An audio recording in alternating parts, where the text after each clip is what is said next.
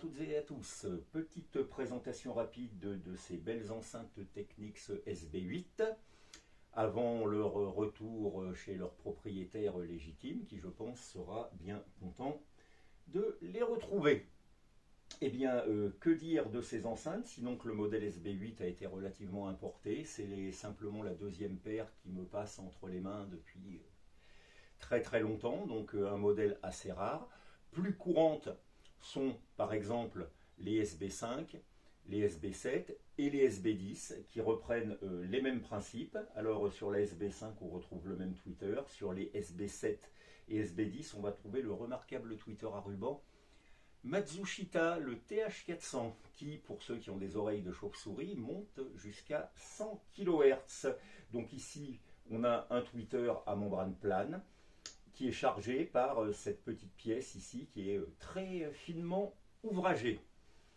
La gamme Technics dans ce genre-là comportait aussi, je crois, les SB2 et les SB3, mais ça, je n'ai pas le souvenir d'en avoir réparé.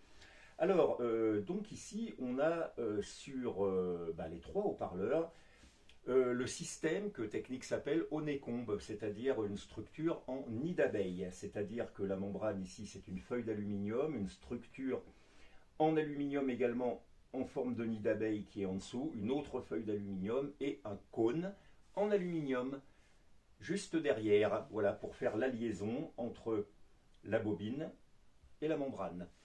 Vous avez observé sur le haut-parleur Sony APM que je vous ai montré hier que chez Sony c'était un petit peu différent avec 4 points qui reliaient en fait la bobine et la membrane.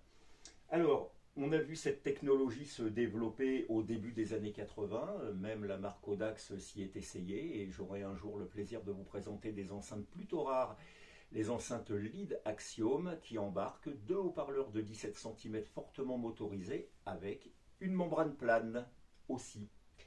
Alors aujourd'hui, on trouve encore des marques qui fabriquent des haut-parleurs à membrane plane, mais on va dire que c'est un petit peu passé de mode.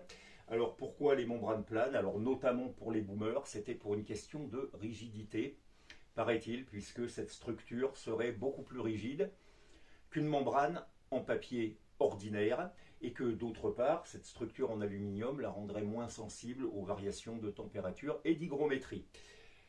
Plus rigide, je n'en doute pas, mais néanmoins, pour ceux qui envisagent d'acheter ce type d'enceinte éventuellement, attention, cet aluminium se marque très très facilement et j'ai vu des cônes en aluminium donc derrière cette membrane fortement pliée sur des haut-parleurs Technics. Donc, ma foi, une technique justement quelque peu spéciale et qui va poser quand même quelques problèmes là ici, notamment pour ce haut-parleur, pour le réparateur que je suis, puisque en fait le rapport entre la membrane et le bord intérieur du châssis n'est pas du tout courant.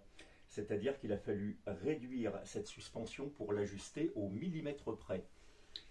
D'autre part, le nettoyage de ce haut-parleur s'est révélé assez ardu, puisqu'il faut, comme vous le savez, pour faire un bon collage, enlever toutes les traces de l'ancienne suspension.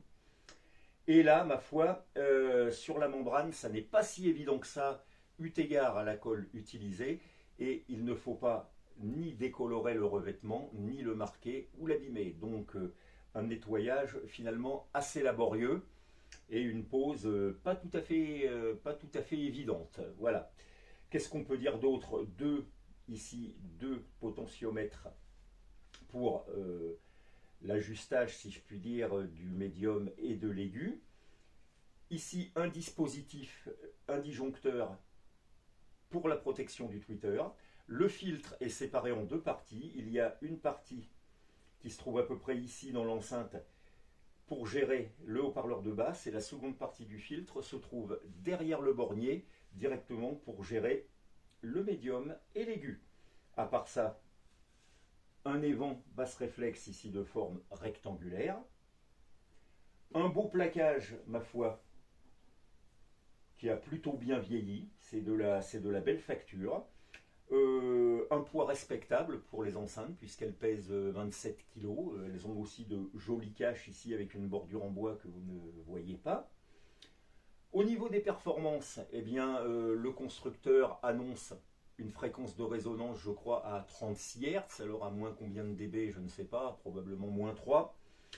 Et 94 dB de rendement, ce qui les rendrait accessibles à des électroniques de petite puissance, mais néanmoins, il va quand même falloir remuer ces gros haut-parleurs, dont la structure, il faut quand même le reconnaître, entraîne un petit peu de traînage, donc il va falloir quand même un amplificateur avec pas mal de courant. Et d'ailleurs, je pense que Technics devait associer ces enceintes-là avec leur ampli un petit peu haut de gamme en intégré de l'époque qui s'appelait le SUV9, un bel appareil avec une jolie petite plaque en verre devant et qui devait quand même délivrer une bonne centaine de watts. D'ailleurs, 100 watts, 100-150 watts, ce sont, paraît-il, la puissance admissible et maximale des enceintes. Voilà, alors que dire d'autre? Un produit intéressant. Maintenant, ça marche plutôt pas mal. Bon, vous l'écouterez tout à l'heure. Bon, si tant est, comme je dis tout le temps, qu'on puisse juger de la qualité d'une enceinte via YouTube. Bon, mais j'essaierai, comme je vous l'ai dit dans une précédente vidéo, d'améliorer la prise de son. Bon, ça marche, on va dire, plutôt pas trop mal. Maintenant, du point de vue du réparateur que je suis, c'est pas le top à réparer.